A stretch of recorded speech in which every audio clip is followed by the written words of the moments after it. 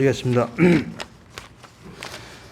지금도 살아계셔서 온 인류의 모든 역사를 주관하시는 거룩하신 하나님 아버지, 주님의 권능하신 섭리를 찬송하며 주님께 영광 드립니다.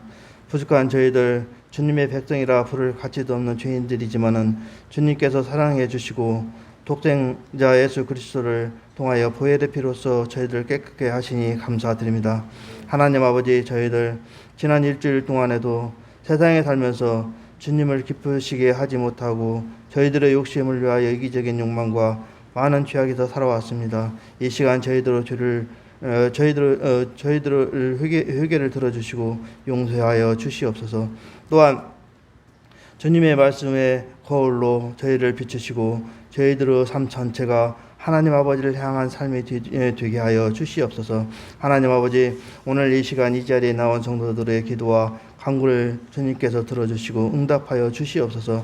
먼저 하나님의 말씀대로 살아가는 믿음을 허락하시고 생활 속에서 삶 전체를 통하여 주님의 영광을 드러내는 살아있는 믿음을 허락하여 주시옵소서.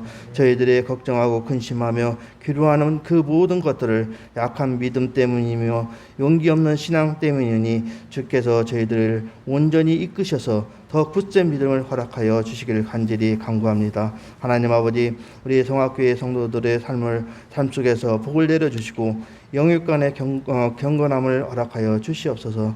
질병으로 고통받는 성도들을 위하여 위로하여 주시옵고, 특별히 김희호 집사님을 위해서 우리 온 교회 성도들이 중보하며 기도합니다. 우리의 기도를 들어주시고 질병의 고통 중에 있사오니 그 질병으로부터 회복의 은혜를 더하여 주시옵소서. 하나님 아버지, 오늘 드리는 저희들의 예배가 주님께서 기뻐 받으는 산 제사가 되게 하시고 말씀 증거하실 귀한 목사님에게 함께 하셔서 생명력 넘치는 살아있는 말씀으로 저희들을 감동케 하여 주시옵소서.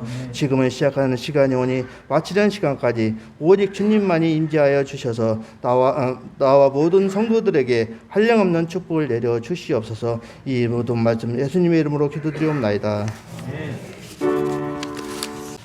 오늘 십계명 두 번째 시간, 우상을 만들지 말며 섬기지 말라라는 말씀으로 함께 은혜를 나누겠습니다. 이 말씀이 우리에게 새롭지가 않습니다. 왜냐하면 이게 우리에게 무슨 의미가 있나 이런 생각이 들지도 모르겠습니다. 여러분 집에 혹시 불상을 가져다 놓거나 신상을 하나 새겨 놓거나 큰 달마도를 그려 놓고 아침마다 절하고 이런 분들 없잖아요. 그러니까 이 본문을 읽을 때 이거 사주팔자 보지 말라는 말인가? 이렇게 들릴 수도 있습니다. 장명소 가서 이름 짓지 말라는 얘기인가? 무당에게 가지 말라는 얘기인가?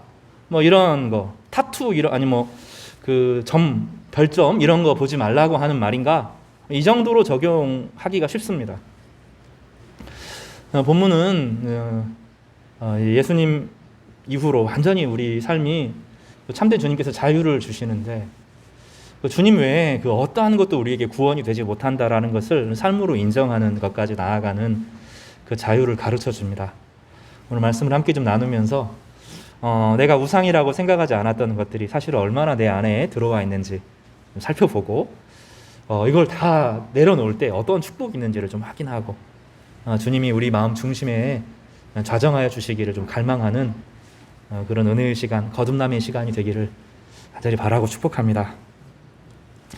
여러분, 코로나가 끝나면 제일 먼저 하고 싶은 거 어떤 거세요? 어디 가보고 싶으세요? 어떤 일 하고 싶으세요? 지금 한번 생각을 좀 해보십시오. 여러분, 코로나가 끝나면 우리 김명우 집사님께서는 교회 성도님들과 함께 식사하는 거 집사님께서 한턱 좀 내실 겁니까? 그런 아멘으로 우리 받을까요? 하기 한턱 좀 꼭 내주시면 즐겁게 먹겠습니다. 저는 오늘 말씀을 좀 묵상하면서 별이 쏟아지는 바닷가에서 사실 지금도 갈 수 있는데 밤하늘을 좀 보고 싶습니다. 우리나라 말고요. 전 뉴질랜드나 아이슬란드 별이 많은 곳에 가서 쏟아지는 별들을 좀 보고 싶은 생각이 들었습니다. 또 코로나가 끝나고 나면 사실 지금도 가능하지만 구체적으로 수고한 분들에게 고맙다고 말을 전하고 싶었습니다. 우리는 빨리 코로나가 끝나면 좋겠다라고 생각하지만 사실은 의료진과 방역 당국은 지금 1년 반 동안 거의 철야하면서 긴 시간을 보내었기 때문에 그들에게 참 고맙다라는 말을 좀 전하고 싶었습니다. 또 한편으로 코로나가 끝나고 나면 따로 좀 깊은 기도의 시간을 아무도 없는 곳에서, 아까는 이제 보고 싶은 것이었고 사람들이 만드는 것들이 아닌 하나님께로만 물러가서 좀 기도와 안식을 누리고 싶은 그런 갈망이 말씀을 준비하면서 생겼습니다. 우리는 그 하나님의 크심에 대해서 잘 느끼지 못합니다. 하늘을 봐도 은하수가 안 보인 지 오래됐잖아요. 제 일생에 은하수를 본 적이 있는지 이런 생각을 해보았는데 은하수를 본 적이 없는 것 같아요. 은하수가 펼쳐져 있는 그 태양계가 속한 은하계를 보고 싶어요. 여러분, 오늘 말씀 대단히 중요합니다. 제가 차분하게 말씀을 드릴 텐데 함께 좀 생각하면서 같이 말씀을 좀 나누겠습니다. 오늘 선포라기보다는 깊은 묵상을 통해서 은혜를 좀 나누면 좋겠다는 생각이 듭니다. 옛날에 지구가 중심이라고 생각할 때가 있었습니다. 지구를 중심으로 태양이 돌고 달이 돈다고 생각한 적이 있었습니다. 그리고 멀리에 별들이 떠 있다고 생각을 했습니다. 중세 시대에서는 과학적 발견에 의해서 지구가 중심이 아니라 단지 지구가 돌 뿐이다. 이거를 지키기 위해서 교회가 노력을 했어요. 그게 깨지면 세상이 무너진 줄 알았습니다. 그런데 과학이 발전하고 또 많은 그리스도인들 중에 왜 그게 안 되는데, 왜 꼭 지구가 중심이어야 되는데 하고 이제 과학을 받아들이고 하나님의 영역을 살펴보니 새로운 것들이 발견되는 겁니다. 저 멀리 있는 태양이 한 바퀴 돌려고 하면 그 큰 태양이 그 멀리 떨어져 있기 때문에 사이즈가 어마어마한데, 그런데도 이렇게 선명하게 보인다고 하면 그 태양이 지구를 한 바퀴 돌려고 하면 엄청난 속도로 돌아가야 되는 거예요. 내가 한번 이렇게 돌면 되는데 그러면 전체가 돌았잖아요. 여러분이 저를 중심으로 돈다고 생각을 해보세요. 저 끝에 있는 분이 쫙 돌려고 하루 종일 돌려고 하면 말이 안 되는 거예요. 과학과 신학이 같이 갈 수 있는가? 신학은 의미를 설명하지만 과학은 하나님이 만드신 사물과 현상들을 우리 가운데 가르쳐 줍니다. 이 두 가지는 충돌하는 것이 아닙니다. 같이 가는 거죠.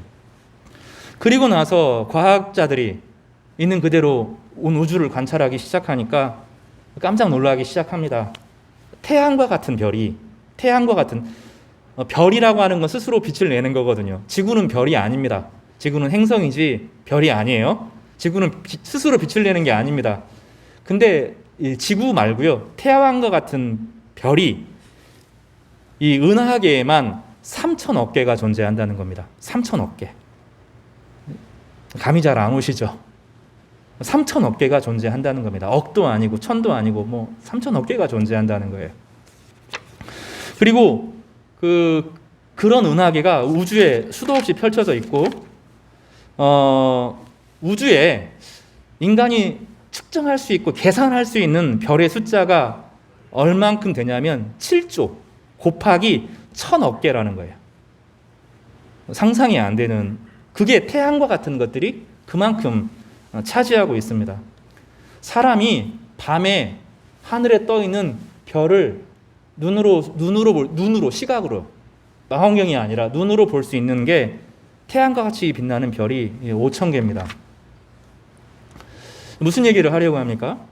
우주의 크기, 규모를 말하는 겁니다.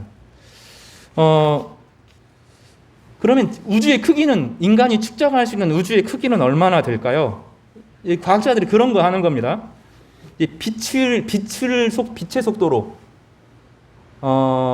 이제 빛이 쫙 가죠. 빛의 속도로 1년을 가는 거리를 1광년이라고 불러요. 1광년. 빛의 속도로 비행기 타고 1년 가는 속도가 아니고요. 빛의 속도로 1년 가는 거리를 1광년이라고 부릅니다. 그런데 인간이 관측할 수 있는 선 안에서 예상되는 그 거리가 135억 광년이랍니다. 그리고 빛의 속도를 가지고 465억 년을 가야 우주의 끝이 나온다고 그래요. 그리고 그 너머에 무엇이 있는지는 모른다는 겁니다. 옛날에 지구가 중심이라고 생각하고 우주가 돈다고 생각할 때는 인간 중심으로 모든 것을 생각하게 된 거예요. 사실은 하나님을 경외하는 것이 아니고 인간이 마치 우주의 중심인 것처럼 하나님이 인간을 그렇게 소중하게 생각한 것처럼 맞는 겁니다. 만약에 그랬다면 우주의 끝이 작았다고 하면 조금 과학이 발전하고 나서는 별거 아니네 하고 하나님을 무시했을 거예요. 그런데 과학이 발전하고 과학의 눈으로 다시 세상을 바라보니 인간이 측정할 수 없는 세상에 조그마한 별 하나, 점으로 하나, 온 우주에서 점에 점도 안 되는 조그마한 별에 사람이 40몇억 년을 산다는 거예요. 50억? 이런 사람이 떼글떼글떼글하고 사는 것이 지구라는 것입니다. 하나님은 그래서 인간을 향하여서 뭘 만들지 말라 그랬어요. 이것이 하나님이라고 만들어내지 말라고, 인간 모습을 만들지 말라고, 하늘에 있는 것을 만들지 말라고. 창세기 1장에서는 창세기에서 나오는 것처럼 또 출애굽기 20장에는 하늘에 있는 것, 여기서 하늘에 있는 것은 새만 말하는 것이 아니라 해와 달과 별들의 형상을 따라서 그것이 신이라고 말하지 말라고 그랬어요. 또 인간의 모습을 따라서 우리가 눈에 보이는 거, 사자, 호랑이, 곰 이런 걸 가지고 섬기지 말라고 그랬어요. 물고기도 만들지 말라고 그랬어요. 왜냐하면 담아낼 수가 없기 때문입니다. 여러분, 우리가 상대하는 하나님은 그런 하나님이에요. 우리가 상대하는 하나님은 그런 작은 하나님이 아니에요. 그런가 하면 세포 속으로 들어가 보면 이해할 수 없는 현상이 생기는 거죠. 핵이 있고 원자, 분자 이런 단위들이 얽히고 설켜 있는데 속이 텅 비어 있는 것들이 막 우리 안에 세포로 들어가 보면 텅 비어 있는 것들이 핵을 중심으로 와서 원자, 분자, 양성자로 막 서로 돌면서 각각의 중력을 가지고 작은 핵 단위로 중력을 가지고 돌고 있는 아무 의미 없는 것들이 몸의 형체를 이루는 거죠. 그것이 우리예요. 그러니까 크기도 너무 크고 우리 안으로 들어가도 너무나 큰, 너무나 그 섬세한 그 모든 것을 지으신, 우연히 만들어진 것이 아니라 모든 것을 지으신 어떤 분이 계시다는 거예요.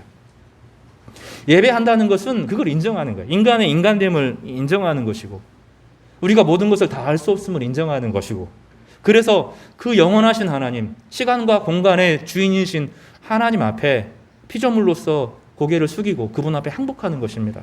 그러면 놀라운 일이 생기는데 그런 우리를 상대하신다는 거예요. 하나님이 지구만 만든 것이 아니라 아까 우주의 크기, 빛의 속도 전체를 본 우주의 그 엄청난 세계 가운데 내 기도를, 내가 기도 시간에 들리는 탄식 소리를 하나님이 수많은 정보로 여기지 않고 내 이야기를 있는 그대로 들어주신다는 거예요. 영이시기 때문에 그 한 음성을 들어주시고 우리의 이야기를 들어주시고 때로 응답하시고 우리의 아픔과 상처를 치료하시는 그런 역사를 이루신다는 겁니다. 그 하나님의 주권을 인정하는 공동체, 그들에게 하나님께서 말씀을 가르치시면서 만들지 말라고, 섬기지 말라고, 그 신 아니라고, 어떤 형상으로도 매일 수 없는 하나님의 형상을 우리 가운데 가르쳐 주시는 것입니다. 사사기 후반에 보면 언제 이제 여호수아가 또 수많은 사사들이 열심히 사역을 했지만 끝에 다다르니 답이 없이 공동체가 흩어집니다. 그리고 부모는 이렇게 가르쳐요. 그때 이스라엘에 왕이 없었더니 사람들이 각자 자기의 소견대로 행하였더라. 각자 자기 자유를 주장했다는 거예요. 다시 이야기하지만 하나님은 우리에게 자유를 뺏는 분이 아니에요. 이게 참 이 시대의 거짓말 중에 하나인데, 예배드리고 하나님 경외하는 것이 우리의 자유를 박탈하고 하나님 무슨 억압자인 것처럼 자꾸 만드는데 그런 분이 아닙니다. 하나님은 너무나 크시기 때문에 우리가 하나님 앞에 나아가면 우리가 알지 못하는 가능성을 가르쳐 주시고 우리가 알지 못하는, 보지 못하는 것을 보게 하시고 하나님의 질서대로 인생을 살아가다 보면 내 인생이 조화와 균형을 이룰 뿐만 아니라 함께 서로를 존중하는 하나의 그리스도의 몸이라고 하는 공동체를 이루도록 하시는 것입니다. 그래서 내 마음대로 하겠다라고 하는 것은 내 마음이 기준이 돼서 세상을 바라보는 거예요. 세상의 크기는 이렇게 큰데 내 마음으로 모든 것을 판단하고 결정하고 책임진다 하면서 자신의 마음으로 좁아지는 것입니다. 그러니까 내 마음대로 한다는 것은 오히려 자유를 누리는 것이 아니라 자유를 빼앗기는 것을 말해요. 그리고 내 마음을 지배하는 것, 사실은 돈과 권력과 세상의 명예와 세상의 방식이기 때문에 세상의 우상이 나를 지배하면서 나를 숨 못 쉬게 하는 것입니다. 그 두려움에 사로잡혀서 꿈을 잃어버리고 비전을 잃어버리고 소망을 잃어버리는 것이 인생이라는 것입니다. 그래서 나 외에 다른 신을 내게 두지 말라, 너에게 두지 말라라고 하는 부연 설명으로 두 번째 계명을 하나님께서 두시면서 아주 구체적으로 우상을 만들지 말며 섬기지 말라고 하신 것입니다. 하나님께서는 이스라엘 백성들을 향해 우상을 만들지 말고 섬기지 말라고 했습니다. 다시 말하면 하나님을 참되게 경외하는 데 있어서 어떠한 것도 너에게 힘이 되지 않는다는 것을 가르쳐주고 하나님 안에서 인생을 다시 시작하도록 요구하시는 것입니다. 그래서 이 본문은 겉으로는 금지 조항으로 되어 있지만 실제로는 넓이에, 깊이에, 높이에 대한 이야기를 하시는 것이고 그 가운데 하나님의 백성으로서 우리가 얼마나 크신 하나님을 섬기고 있는지 돌이켜보라고 가르치는 본문입니다. 여러분, 내 마음으로 좁아지면 안 됩니다. 내 마음이 다인 것처럼 느끼면 안 됩니다. 내 우울한 감정이 인생이 다인 것처럼 생각하면 안 됩니다. 내가 느끼는 의지가 내가 보는 것이 다라고 생각하면 안 됩니다. 지금 내가 사방으로 우겨쌈을 당하였다고 생각할 때 그렇게 여기면 안 됩니다. 왜냐하면 이건 하나님을 염두에 두지 않고 내 시야로만 바라보고 있기 때문입니다. 그러나 내가 보지 못하는 이 하나님의 선한 손길과 의지와 능력들이 무한하게 펼쳐져 있습니다. 그래서 하나님의 시각으로 세상을 바라보고 나면 세상은 전혀 다른 방식으로 텅텅텅 비어있고 내가 가서 일할 곳이 너무너무 많고 내가 섬겨야 될 사람들이 너무너무 많고 비참하게 인생을 살아가면서 죽어가는 사람들이 너무나 많고 나의 자리, 나의 생각, 나의 역할들이 펼쳐져 있음을 거기서 고백하게 되는 것입니다. 성도 여러분, 이런 은혜가 우리 모두에게 임하기를 바랍니다. 첫 번째로 우상을 만들지 말라고 그랬습니다. 1계명에 대한 부연 설명이고 모든 형상을 만들지 말라고 말했습니다. 인간이 만든 것은 욕망의 투영이고 두려움을 표현하는 것이기 때문입니다. 그리고 우상이 그냥 만들지 말라 이렇게 말하지 않고 친절하게 설명을 하셨어요. 하늘에 있는 것, 여기서 보면 해, 달, 별 이런 것을 포함해서 넘어가면 이제 새 모습 이런 것 형상을 만들어서 신으로 섬기지 말라 그랬습니다. 여러분 중에 아무도 없어요. 그렇죠? 또 땅에 있는 것 만들지 말라 그랬습니다. 호랑이, 사자, 소 이런 거 따라서 만들지 말라 그랬어요. 땅 아래 물속에 있는 것 만들지 말라 그랬습니다. 여러분 중에 아무도 그렇게 하는 사람 없습니다. 이 본문을 우리 가운데 적용하면 사주팔자 믿지 말라는 거예요. 주역 그런 걸로 우리 인생 측정 안 되는 겁니다. 별자리 뭐 그런 걸로 우리 인생 알 수 없다는 거예요. MBTI 그걸로 우리 인생 설명할 수 없다는 거예요. A형이니까 그 사람 속이 좁아 이런 거 안 된다는 거예요. 인간은 그런 걸로 규정할 수 있는 존재가 아닙니다. 그거 다 아닙니다. 참고할 뿐이지 아무것도 아닙니다. 장명소에서 이름 짓지 말고 무당 찾아가지 말고 뭐 그런 건 기본이죠. 이런 거는 말이 안 되는 겁니다. 무당이 뭔가 용해 보이는 점장이들 그리스도인들 중에서 그런 사람이 있다는 얘기도 들어요. 그런 사람 찾아가서 막 뭔가를 상의하고 그럼 뭔가를 맞춘다는 거예요. 뭔가 뒤에 세계가 있다는 거예요. 인격이 아니기 때문에 결국 자기 인생 다 뺏기게 됩니다. 근데 오늘 본문은 그런 수준에서 말하는 것이 아닙니다. 이집트의 대표적인 우상이 두 가지가 있었습니다. 여러 번 말씀드렸지만 태양신이었고 하나는 강의 신이었습니다. 태양신을 라라고 불렀고 강의 신을 하피라고 불렀습니다. 이집트는 나일강의 그 범람을 통해서 비가 많이 와가지고 범람에서 삼각지가 생기면 떼약빛이 쬐고 거기에서 곡식이 풍성하게 자라는 것을 통해서 불을 누렸습니다.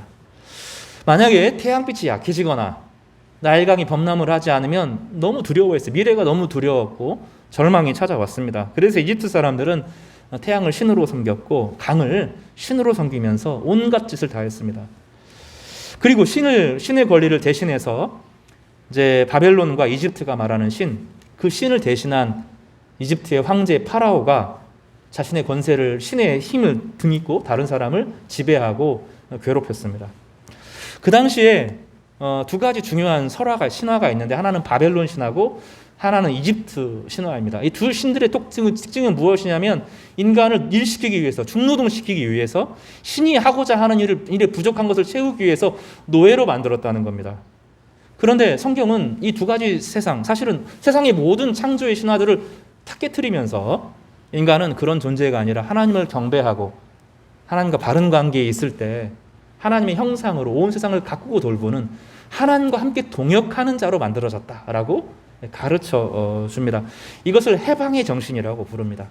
이 기독교의 해방의 정신, 이 성경에 있는 해방의 정신이 인간을 도무지 억압하지 못하는 존재로 만들어 놓습니다. 지금의 문제는, 지금 서구 사회의 문제는, 서구 사회가 급속히 무너지고 자기 스스로 답이 없다고 생각하는 것은 이 해방의 정신, 인간이 하나님의 형상으로 지어졌으며 하나님의 이름을 따라서 하나님과 교제할 수 있고 하나님의 아들이 이 땅에 오셔서 우리와 동행하시고 인간의 모습을 입으시고 우리와 같은 육체를 입으셨다라고 하는 이 사실을 부정하는 데서 오는 것입니다. 그 사람들의 그 정신적인 공황 상태는 이루 말할 수 없습니다. 지금은 급속하게 무너지고 있는 시대입니다. 이것을 로마서 1장 18절에서 23절은 이렇게 고백합니다. 하나님의 진노가 불의로 진리를 막는 사람들의 모든 경건치 않음과, 이 경건치 않음은 하나님 없음이라는 뜻이, 하나님을 인정하지 않음 이런 뜻입니다. 불의에 대하여 하늘로부터 나타나나니 이는 하나님을 알만한 것이 그들 속에 보임이라. 하나님께서 이를 그들에게 보이셨느니라. 창세로부터 그의 보이지 아니하는 것들 곧 그의 영원하신 능력과 신성이 그의 만드신 만물에 분명히 보여 알려졌나니 그러므로 그들이 핑계하지 못할지니라. 하나님을 알되 하나님을 영화롭게도 아니하며 감사하지도 아니하고 오히려 그 생각이 허망하여지며 미련한 마음이 어두워졌나니 스스로 지혜 있다 하나 어리석게 되어 썩어지지 아니하는 하나님의 영광을 썩어질 사람과 새와 짐승과 기어다니는 동물 모양의 우상으로 바꿨느니라. 출애굽기 20장에서는 사람의 모양이 안 나와요. 출애굽기 20장에서는 하늘에 있는 것과 땅에 있는 것과 땅 아래에 있는 것들, 물속에 있는 것들을 따라서 형상을 짓지 말라고 만들었는데 로마서에 가니까 사람이 외적으로 있는 자연만이 아니라 사람을 신적인 존재로 여기고 그에게 굴복하고 그의 의지를 따라 살아가고 억압의 존재로 살아간다는 것을 발견합니다. 그래서 바울은 말해요. 다 썩어질 것이고 죽어질 것을 따라서 절대로 만들지 말고 온 우주에 있는 생명을 주시는 하나님께 경배하고 그 하나님과 바른 관계를 위해서 예수 그리스도를 주로 고백하라고 우리에게 가르치고 있는 것입니다. 그러면 하나님은 왜 어떤 형상을 따라 형상으로 자신을 짓지 말라고 이야기했을까요? 어떤 인간의 형상을 만들어 놓고 달도 쥐고 있고 별도 쥐고 있고 새들도 쥐고 있는 모습을 가지고 하나님은 그 모든 것보다 더 크시다 이렇게 말할 수도 있지 않을까요? 근데 하나님은 그렇게 하지 말라고, 어떤 형상도 만들지 말라고 말씀하고 있습니다. 크게 두 가지가 있습니다. 두 가지만 오늘 살펴볼 건데 이 첫 번째 것은 진짜로 없어요. 하나님은 영이시기 때문에 어떤 형상과 모양으로 담아낼 수 있는 분이 아니에요. 그래서 하나님은 이런 분이다 하고 축소해서 말하는 모든 것들을 깨트리는 것입니다. 여러분 신적인 것이라고 말하는 모든 것들에게 안녕을 구하셔야 됩니다.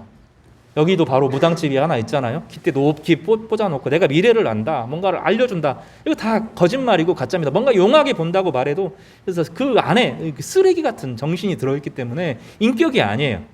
교제가 불가능하고 자기가 자기를 속이는, 갉아먹는 것입니다. 하나님은 담아낼 수 있는 그런 것들이 아닙니다. 또 다른 이유가 있습니다. 그것을 시편 8편 3절에서 6절에서 자세하게 설명을 합니다. 여러분 한번 찾아보시기 바랍니다. 시편 8편 3절에서 6절까지 말씀입니다.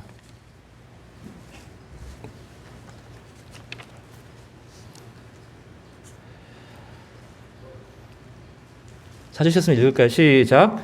주의 손가락으로 만드신 주의 하늘과 주께서 베풀어 두신 달과 별들을 내가 보오니 사람이 무엇이기에 주께서 그를 생각하시며 인자가 무엇이기에 주께서 그를 돌보시나이까. 그를 하나님보다 조금 못하게 하시고 영화와 존귀로 관을 씌우셨나이다. 주의 손으로 만드시는 것들을 다스리게 하시고 만물을 그의 발 아래 두셨으니. 하나님께서 온 우주를 지으시고 인간을 자신의 형상으로 만드셨어요. 창세기 1장 26절, 27절, 28절 그리고 2장에도 이 인간 창조에 대한 기사가 기록되어 있습니다. 거기에서 강조하는 것은 하나님의 형상을 담아내는 가장 유사한 것들은 인간이라는 거예요. 인간이 신의 흉내를 내면 문제가 되지만 원래 하나님은 하나님을 경외하는 인간에게 자신의 모든 것을 담아서 두셨다는 거예요. 그리고 인간이 하나님께 진리로 순종하는 가운데 예수 그리스도의 형상을 덧입고 내 죄를 고백하고 주님의 은혜를 받아들여서 성령을 따라서 살아가면 영혼이 단단해진다는 거예요. 영혼이 보석같이 변한다는 거예요. 그러면 단단한 보석은 어디에 담아야 돼요? 좋은 보석은 여러분 덜렁덜렁하고 다니나요? 사랑하는 사람에게 선물을 주려고 하면 보석함에 담죠. 그렇죠? 인간이 가치가 존귀해지면 지금의 육체로는 새로워진 영혼을 감당하지 못한다는 거예요. 성경에서 가르쳐주는 사상이 중요한 것입니다. 우리 몸은 낡아요. 그죠? 나이가 들면서 다 약해지고 지쳐져 가요. 다 피곤해져 가요. 갈수록 힘이 떨어져요. 그게 인간이에요. 그죠? 저는 막 요즘에 절실하게 느끼는데 여러분도 그 느끼시잖아요. 나이가 들면 힘들잖아요. 근데 그 과정은 우리의 영혼이 생생하게 살아서 탱글탱글하게 움직여지는 것이고 이 영혼의 가치가 너무 존귀해져서 이 육신으로는 결국은 담아내지 못하는 거예요. 그래서 하나님께서 새로운 육체를 준비해 주시는 거죠. 이 땅에서 삶은 그 새로운 육체를 준비하는 과정이거든요. 그래서 영혼이 아주 생생하고 살아있는 영혼으로 거듭나도록 우리를 가르쳐 주는 것인데 예수 그리스도의 오심을 통해서 부활의 능력을 통해서 그런 일이 우리 가운데 일어나는 거예요. 우상이라고 하는 것은 그런 게 아니거든요. 형체나 모양으로 정해져 있고 뭔가 있어 보이지만 아무것도 없는 것들은 결국은 다 불타서 없어질 것들이거든요. 이게 세상에서 가장 위대하고 존귀한 인간이 하나님의 형상으로 지음받은 사람. 이제 이 영혼이 너무 가치가 귀해서 하나님이 온 우주의 크기를 아까 말했는데 그 우주의 크기보다 더 크신 하나님, 그분이 우리의 이야기를 상대해주는 인간이 다른 것에 절하고 있다는 거예요. 죽은 것에 막 절하고 자기가 만든 것에 막 절하고 인간이 만들어놓는 주역, 역법, 막 규칙을 만들어놓고 규칙이 인간을 끌어넣고 그러면서 자유를 다 뺏긴다는 거죠. 인간은 그런 존재가 아니에요. 하나님 앞에 순종하고 경배하면 진리를 배우는데 진리를 자꾸 쌓아가면서 이것도 해보고 저것도 하고 진짜 자유롭게 살아가는 거예요. 하나님께서 우리에게 자유를 주시면서 너 목사 되라 이렇게 딱 고정하는 게 아니에요. 하나님 안에서 이것도 될 수 있고 저것도 될 수 있어요. 하나님 안에서 무한하게 살아갈 수 있어요. 무한하게 꿈을 꾸고 기도하면서 믿음으로 살아갈 때 성취되고 이루어지는 과정을 경험하게 돼요. 지난주에 설교했던 것처럼 허블망원경도 1 더하기 1 가지고 허블망원경도 만들고 1 더하기 1 가지고 자동차도 만들고 전기 자동차도 만들고 태양열 전지판도 만들고 모든 것을 다 그 규칙과 질서에 따라서 무한히 펼쳐진 진리 안에서 하는 거죠. 하나님께서 우리 가운데 원하시는 것은 인간의 존귀함을 가지고 우뚝 서라는 거예요. 그러니까 우상을 만들지 말라는 것은 하나님만을 경배하라는 것은 우리를 억압하는 것이 아니라 무한한 자유를 무한한 존귀함 우리 가운데 허락하는 거예요. 그런 존재가 불타 없어질 것들에게 절을 하는 거예요. 주역의 역법에 TV도 막 그런 거 흉내내 가지고 거기에 막 내가 미래를 막 아는 것처럼 막 상담해 주는 것처럼 이거 다 인간보다 못한 것들에게 인간이 고개를 숙이는 것입니다. 그러면 어떻게 돼요? 그러면 같은 수준으로 떨어지는 거예요. 그래서 그것들이 불탈 때 같이 타는 거예요. 우상 숭배하면 예수님 믿고 우상 숭배 불가능하고 예수님 믿으면서 전보로 다니고 예수님 믿으면서 장명소 다니고 예수님 믿으면서 내 운명을 다른 것에 막 맡기고 용하다는 사람 찾아가고 이거 다 불타서 없어질 것들이에요. 인간은 그런 존재가 아니에요. 인간은 하나님 다음 존재, 천사도 우리에게 함부로 못합니다. 나중에 보면 성경은 그렇게 이야기해요. 히브리서에서 보면 그렇게 이야기합니다.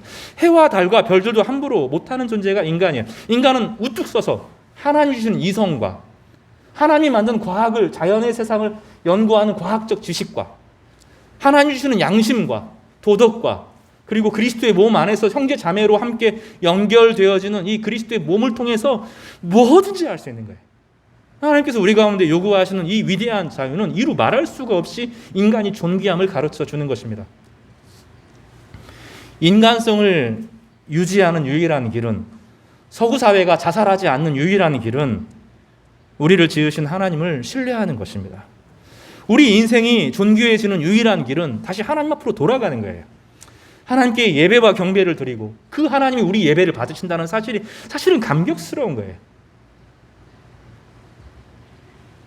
참 죄송할 때가 많아요. 찬양을 드릴 때마다 죄송할 때가 많아요. 기도를 할 때마다 죄송할 때가 많아요. 지금 내가 상대하는 하나님에 대해서 잊어버리고 그냥 내 습관적으로만 하는 것처럼 겨우겨우 해내는 것처럼 보이는 우리 자신이 부끄러울 때가 많아요. 하나님 그런 분 아니에요. 우리가 함부로 대할 수 있는 그런 분이 아니에요. 그런데 그분이 우주보다 크신 분이 약간 그 빛의 속도로 465억 년을 가도 끝이 없는 그 우주를 만드신 하나님이 인간에게 관심을 기울이시고 인간의 몸을 입고 인간처럼 되셔서 우리와 함께 사시고 우리의 고통에 귀를 기울이시고 우리의 아픔에 소리를 들어주시고 우리를 위해서 십자가에서 죽으시는 세상에 그런 진리가 어디 있어요? 우리 그 앞에 서 있거든요. 예배를 드릴 때 우리는 그것을 재현하는 것입니다. 우리가 참되게 우리 될 수 있는 길은 내 자유를 막 주장하는 것이 아니고요. 하나님을 참되게 경외하는 것입니다. 자유는 하나님이 우리 가운데 선물로 주시는 거예요. 그러고 나면 그동안 나를 억압하고 있었던 모든 편견에서부터 모든 두려움에서부터 하나님께서 우리를 풀어주시게 되는데 나 자유 얻었네 이 찬양이 터져 나오는 거예요. 요즘 그런 찬양 안 하잖아요. 나 자유 얻었네, 너 자유 얻었네, 우리 자유 얻었냐고 박수치면서 찬양하는 그 찬양이 우리 가운데 터져 나옵니다. 종교는, 기독교는 우리를 억압하는 것이 아니에요. 오히려 모든 억압으로부터 우리를 풀어주고 그동안 신노릇했던 모든 것으로부터 우리를 풀어주고 모든 운명의 고리에서부터 자유롭게 하는 것입니다. 너 과거에 너희 할아버지가 이래서 묘자리 잘못 써가지고 누가 너희 조상 중에서 너희 조상 누구 위대한 왕이 있어서 너희가 위대해지고 막 이런 이야기 이 다 가짜들 말에서부터 완전히 벗어나게 하고 예수 그리스도의 보혈로 씻겼다. 예수 그리스도의 십자가가 너를 자유롭게 했다. 모든 죄와 사망과 사탄의 저주가 모든 죽음의 저주가 끊어졌다라고 선언하면서 하나님 안에서 마음껏 인생을 살아갈 수 있도록 마음껏 사랑을 받고 마음껏 다른 사람을 사랑하도록 만들어주는 것이 십자가의 복음입니다. 여러분 이 은혜를 우리가 누렸으면 좋겠어요. 하나님의 은혜가 얼마나 큰데 그래서 생각해야 돼요. 멈춰야 돼요. 세상이 만든 인간이 만들어 놓은 것이 다인 것처럼 생각하지 말고 하나님의 세상을 발견하고 하나님 안에서 위로를 누리고 하나님 안에 새로워지는 경험을 하게 되는 것입니다. 그러면 끊어져요. 나보다 작은 것들이에요. 다. 돈도 명예도 권력도 나보다 작은 거예요. 하나님의 형상으로 만들어진 나보다 큰 것은 세상에 하나도 없어요. 그래서 우리를 소중하게 여겨주시는 하나님, 나와 같은 사람들을 귀하게 여겨주시는 하나님이 계신데 우리가 무엇이 두렵습니까? 그래서 기도가 즐거운 거예요. 찬양이 즐거운 것입니다. 이사야 45장 7절에 나는 빛도 짓고 어둠도 창조하며 나는 평안도 짓고 환난도 창조하나니 나는 여호와라 이 모든 일들을 행하는 자니라. 아멘. 이사야 42장 8절에 나는 여호와이니 이는 내 이름이라. 여호와라는 것은 인간의 말로 설명할 수 없는 말이에요. 사실은 여호와를 발음으로 지금 우리는 발음을 하는데 자음 4개로 되어 있어요. 모음이 없어요. 여호와라고 하는 단어는. 그래서 발음하면 안 돼요. 그냥 아마 여호와 야훼라고 생각했지만 사실은 아무도 몰라요. 아무도 모르는 게 아니라 원래 발음이 안 되는 말이에요. 하나님은 이름으로 말할 수 없는 분이에요.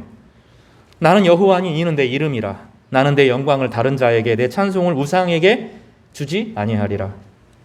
이사야 48장 12절 야곱아 내가 부른 이스라엘아 내게 들으라. 나는 그니 나는 처음이요 또는 마지막이라. 온 우주의 끝이 우연히 끝나고 우연히 불타버리는 것이 아닙니다.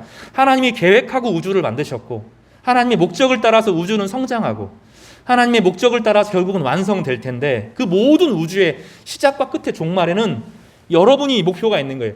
여러분 한 사람이 물질에 속하지 않는 물질보다 더 큰 영원히 이 땅을 살아가면서 예수 그리스도를 말미암아 신성을 덧입는 거예요. 신성을 덧입는 육체가 있기 때문에 우리는 죽음을 두려워하지 않는데 나중에 죽고 나서는 이 신성을 담아낼 수 있는 육체, 이 신성을 이 육체로는 감당이 안 되는 거예요. 신성을 감당할 수 있는 육체를 새롭게 받는 거예요. 그래서 그리스도인들은 죽음을 죽음으로 여기지 않고 옮겨감으로 고백했어요. 영혼만 살아가는 게 아니에요. 영혼은 너무나 크게 무게가 나가기 때문에 영혼의 무게가 우리 육체의 무게보다 훨씬 크기 때문에 영혼이 막 날아다니고 귀신처럼 떠도는 그런 게 아니에요. 영혼이 너무 쌩쌩해지기 때문에 이거를 감당할 수 있는 신성을 감당할 수 있는 신의 성품에 참여하는 새로운 육체를 받게 되는데 그 육체는 아프지도 않고 그 육체는 우울하지도 않고 그 육체는 절망하지도 않고 그 육체는 새로움을 덧입는 엄청나게 강한 생명력이 막 폭발처럼 넘쳐나는 그런 힘을 갖게 되는 것입니다. 그래서 나중에 보면 태양이 막 빛을 쩌렁쩌렁 비치면서 태양계 전체를 살려내는 것처럼 나중에 다니엘서에 보면 사람의 영혼이 해와 같이 변한다고, 별과 같이 빛난다고 말씀하는 거예요.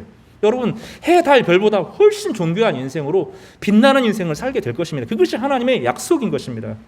그래서 우리는 다른 것에 절하지 않습니다. 로마서에서는 추가를 하죠. 심지어 사람에게도.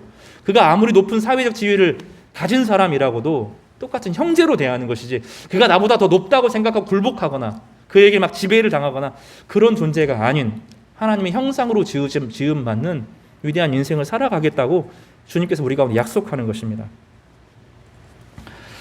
아가서 8장 6절에 보면 너는 나를 도장같이 마음에 품고 도장같이 팔에 둬라.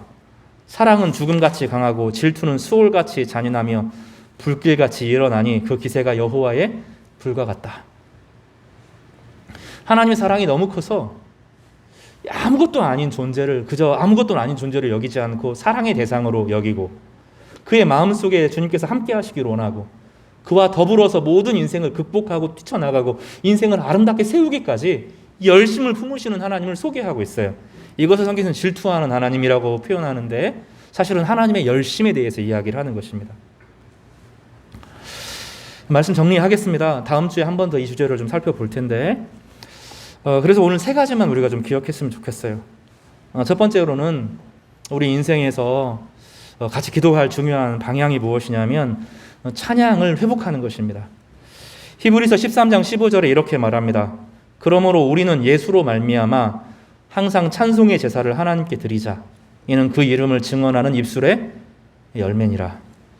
출애굽기 15장 19절에서 21절에 보면 아론의 누이 선지자 미리암의 손에 소고를 잡음에 모든 여인도 그를 따라 나오며 소고를 잡고 춤추니 미리암이 그들에게 화답하여 이르되 너희는 여호와를 찬송하라. 그는 높고 영화로우심이요 말과 그 탄자를 바다에 던지셨음이로다 하였더라. 성도의 인생에 있어서 찬양만큼 중요한 게 없을 것 같아요. 너무 우울한 시절을 보내는 것, 또 저희 성화교회에서 참 우리가 회복돼야 될 것들이 무엇을 회복하고 싶은지 저에게 주님께서 물어보면 성도들이 정말 기쁨으로 찬양하는 즐거움들을 회복했으면 좋겠다는 거예요. 성가대의 찬양뿐만 아니라 찬양이 즐거워지고 정성스럽게 준비해야 되거든요. 정성스럽게 준비하고 온 마음을 다하는 찬양 가운데 성령이 부어지면서 우리의 우울한 것과 우리 안에 그 나를 지배하고 있었던 이 감정적인 그 트라우마에서부터 딱 벗어나는 힘이 생기거든요. 그렇지 않으면 예배가 꾸역꾸역이에요. 겨우겨우 드리고 가요. 그 일들을 위해서는 뭐 찬양팀 준비한다고 될 문제가 아니고요. 그리스도의 구속에 참여하는 성도들이 늘어나면서 자신의 신앙을 고백하는 찬양들이 여기 함께 드려져야 되는데 그 일을 위해서 함께 좀 준비하고 마음을 모으고 하는 일들이 이제 있으면 좋겠어요. 특히 코로나 이후로 저희가 이 일들을 함께 좀 기도하고 준비했으면 좋겠어요. 성가대를 위해서도 준비하고 찬양팀을 위해서도 준비하고 겨우겨우 나오는 것이 아니라 예배를 사모하고 찬양을 사모하면서 하나님의 은혜로 우리 입술의 고백, 몸의 예배를 드릴 수 있는 그런 예배가 회복되었으면 좋겠다, 이런 생각들을 해봅니다. 두 번째로는 범사에 여호와를 인정하라고 잠언에서 충고합니다. 잠언 3장 6절에서부터 7절까지를 보면 5절부터 읽을게요. 너는 마음을 다하여 여호와를 신뢰하고 내 명철을 의지하지 말라. 너는 범사의 그를 인정하라. 그리하면 내 길을 지도하시리라. 뭐라고요? 범사의 그를 인정하라. 그리하면 내 길을 지도하시리라. 여호와를 인정하십시오. 하나님은 상대해 주세요. 온 우주를 만드신 하나님인데 여러분은 나를 상대해 주신다고요. 여러분 한 사람 한 사람을 직접적으로 상대해 주셔요. 그래서 하나님의 크신 하나님이 나의 하나님이 되는 거예요. 온 우주를 상대하시는, 우주를 운행하시는, 태양계와 수많은 행성계를 조정하시는 하나님, 조화와 질서를 두고 지구 안에 그 태양계를, 지구 안에 있는 생명계를 막 움직이는, 순환을 시키고 막 이런 하나님이 우리 개개인에게도 관심을 가지고 있다고요. 시편은 뭐라고 말하냐면 우리 오장육부에 관심이 있대요. 하나님이 우리 오장육부를 직접 우리 태아의 뱃속에서부터 직접 하나하나 만드시고 막 실로 짜듯이 짜시고 그것들이 자라고 성장하는 것을 보시고 눈동자와 코를 보시고 전후 앞뒤를 살피시는 분이시라는 거예요. 우리가 문제는 뭐냐면 그분을 인정하지 않아요. 그분의 뜻을 물어보지 않아요. 중요한 사업을 시작할 때 하나님께 물어보지 않아요. 자녀가 신앙을 잃어버렸는데 물어보지 않고 하나님께 엎드리지를 않아요. 내 인생에서 결혼을 앞두고 기도하지 않아요. 내 직장을 위해서 기도하지 않아요. 실제로 기도하지 않아요. 머리로 생각하고 그리스도인으로 상식적으로 살아가는 것이지 실제로 그분을 인정하고 나와서 기도하는 것들이 너무 서투른 거죠. 잠언은 말해요. 우리 가운데 여호와를 인정하면 인정하면 인도하신다고요. 확인하고 움직이는 것이 아니라 여호와를 경외하고 인정하면 그분이 우리 삶을 인정한다고 설명합니다. 스스로 지혜롭게 여기지 말지어다. 우리 한계와 상황이 다가 아니라고 생각하고 늘상 여호와를 인정하는 저 여러분이 되기를 바랍니다. 구체적으로 여호와를 인정하는 것은 기도의 시간을 정하는 것입니다. 장소를 정하는 거예요. 집에 있으면 따로 의자를 하나 정하세요. 요거는 기도 의자 딱 정하십시오. 아니면 기도 보자기를 펴세요. 여기는 기도의 공간. 이 펴는 공간에 내가 하나님께만 예배하는 공간으로 딱 구별하는 거예요. 시간을 구별하고 공간을 구별하는 거예요. 내 삶의 일정한 시간을 인정할 때 삶 전체 하나님께서 찾아오시는 거예요. 그래서 시간과 장소와 이거를 특별한 마음을 구별하는 것이 여호와를 인정하는 거예요. 그 중요한 일일 때는 매달려야 돼요. 그냥 머리로 생각하고 사람들이 이야기 듣고 될 것 같으니까 막 이게 아니에요. 결혼하기 전에 주님께 물어봐야 돼요. 직장을 정할 때 물어봐야 돼요. 준비할 때 물어봐야 돼요. 자녀의 신앙을 위해서 작전 기도해야 돼요. 마음을 드려야 돼요. 하나님께서 말씀하시도록 그 하나님과 함께 온 우주를 개척하는 인생을 살아갈 수 있도록 하나님께서 음성을 들려주시도록 오래 하나님께 머무는 습관을 들이면 오히려 인생은 균형과 조직이 질서가 잡히게 돼요. 균형과 질서가 없으니까 삶이 엉망이 되고 오래 일하는데 결과가 없는 거거든요. 하나님께 나와서 시간을 들이면 삶이 균형을 잡는 거예요. 저희가 그 길을 가야 돼요. 그리스도인들은 세상과 달라요. 왜냐하면 하나님이 열심히 있기 때문에 세상의 방식으로 아무리 노력해도 안 되는 거예요. 그게 주님 앞에 나와서 주님과 질서를 잡으시기를 바랍니다. 이것이 두 번째 교훈입니다. 세 번째로는 내가 인간이고 하나님의 형상임을 절대로 잊어서는 안 돼요. 하나님의 형상으로 만들어졌을 뿐만 아니라 예수 그리스도가 모든 죄와 사망에서 나를 구하시기까지 나를 사랑하셨다는 것을 인정하시고 자존감 있게 사시기를 바라요. 그리스도인들은 굴복하는 사람이 아니에요. 하나님 외에 우리는 누구에게도 굴복하지 않아요.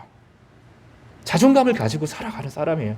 다른 사람을 복 빌어주는 사람이에요. 우리가 있어야 세상이 복을 받아요. 나 때문에 너희가 복 받지. 마음속으로 늘 그 생각을 하시고 살아야 돼요. 여러분 자존감 잃으면 안 돼요. 그리스도인이 이 자존감, 하나님이 주시는 그 영적인 자존감을 놓쳐버리면 삶은 비참해지는 거예요. 여러분 항상 기억하시기를 바랍니다. 야고보서 3장 9절에서 12절에 보면 이것으로 우리가 주 아버지를 찬송하고 입을 말하는 거예요. 또 이것으로 하나님의 형상대로 지음을 받은 사람을 저주하나니 그러면 안 된다는 거예요. 사람은 뭐라고요? 하나님의 형상이라는 거예요. 소중하게 귀하게 여기고 함부로 저주하지 않고 그를 격려할 때 하나님께서 우리에게 생명의 능력을 돌려 보내어 주시는 것입니다. 세 가지 말씀에서 뭐라고? 첫 번째 찬양을 회복하자. 따라서 찬송을 회복하자. 범사의 여호와를 인정하자. 나는 하나님의 형상으로 지음받았다. 이 자존감을 놓치지 마시기 바랍니다. 한 주간 그렇게 사시고 다음 주에 왔을 때 내가 이렇게 주님께서 승리하셨다 하는 고백을 나누는 우리 귀한 성도님 되시기를 주님의 이름으로 축복합니다. 기도하겠습니다.